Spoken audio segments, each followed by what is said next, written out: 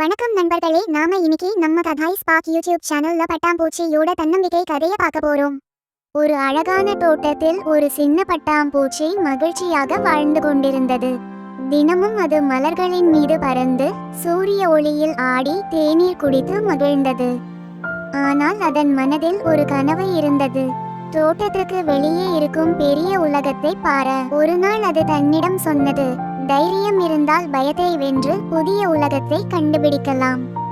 அந்த எண்ணமே அதன் சாகசத்தின் தொடக்கம். பட்டாம்பூச்சி தோட்டத்தின் எல்லைக்கு பறந்தது.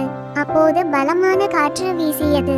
சிறகுகள் நடுங்கின. பறக்க கஷ்டமாக இருந்தது. பயம் வந்தது. ஆனால் அது தைரியமாக முடிவு செய்து தோட்டத்தை விட்டு வெளியே பறந்தது. அங்கு அது புதிய மரங்கள், புதிய மலர்கள், புதிய நண்பர்களை கண்டது.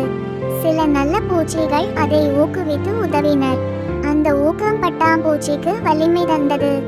அதன் சாகசத்திற்கு பிறகு அது மகிழ்ச்சியாக தனது தோட்டத்துக்கு திரும்பியது. அப்போது அது கற்றுக்கொண்டது, வாழ்க்கையில் தைரியமும் நண்பர்களும் தான் முக்கியம்.